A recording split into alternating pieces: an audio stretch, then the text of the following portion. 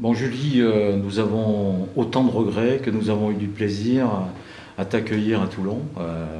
Et je crois que tout le monde ici, que ce soit les joueuses, l'entraîneur, les supporters, ont trouvé que tu avais vraiment un comportement sur le terrain exceptionnel et que tu étais une vraie professionnelle.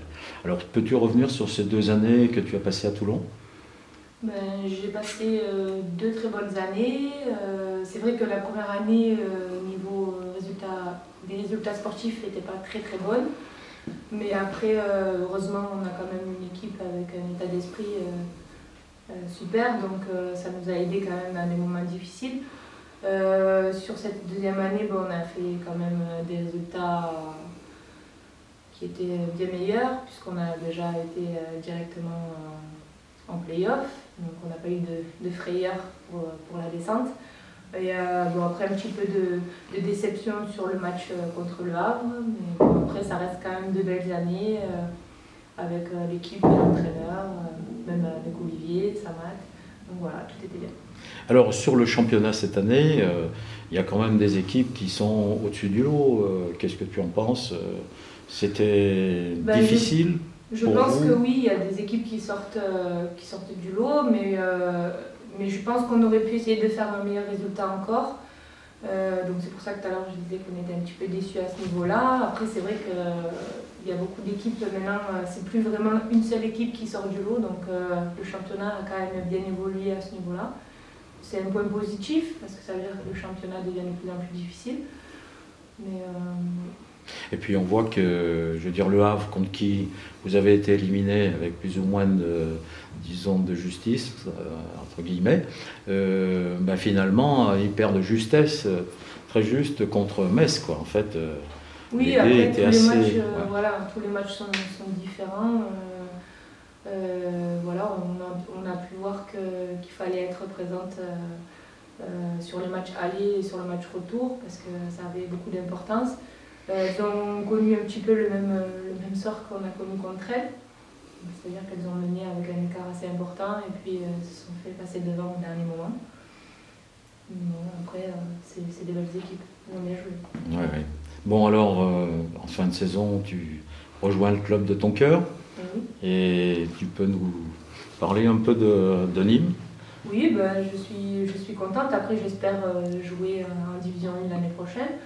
Mais je suis très contente parce que je connais très bien l'entraîneur. C'est mon entraîneur quand j'étais plus jeune en sport-études. Monsieur Chagnard. Monsieur Chagnard, voilà. Ils ont un projet de jeu qui m'intéresse beaucoup.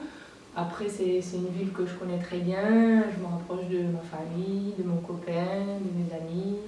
Donc c'est pour plein de raisons que je rentre à Nîmes.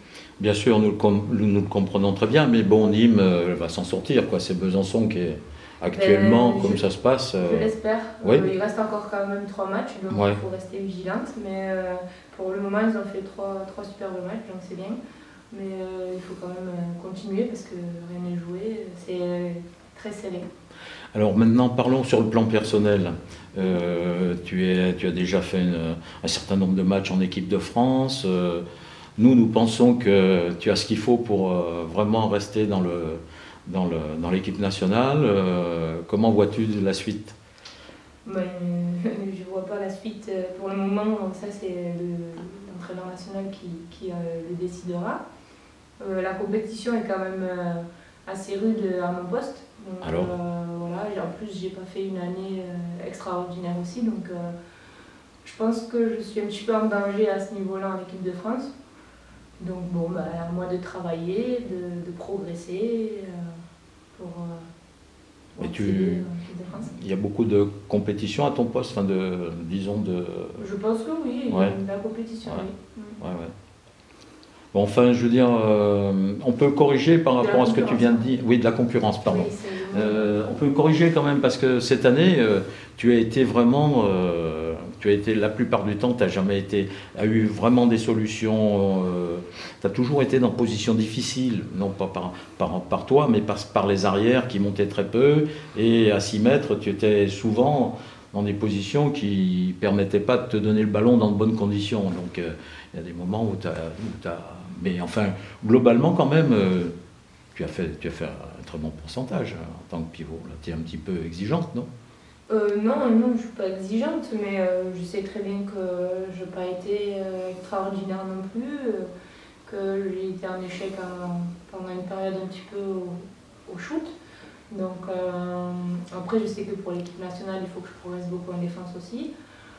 Mais non, j'ai pas fait une année sensationnelle. Après, je ne dis pas que j'ai fait une année nulle, mais ouais, j'ai pas été. Non, je suis pas très satisfaite de moi à ce niveau-là. Bon, bah écoute, je trouve que c'est bien déjà d'être exigeante avec toi-même. Ça prouve que tu as envie de te perfectionner, tu as le mental pour aller plus haut. Et ben, nous, on te souhaite pleine réussite l'année prochaine, à la fois avec Nîmes, parce qu'on te reverra ici, avec grand plaisir, et puis avec l'équipe de France. Mais merci. Merci Julie. Je vous remercie déjà tous les gens de Toulon, tous les supporters, tous les partenaires, mon équipe et les entraîneurs. Très bien. Merci. Bonne soirée.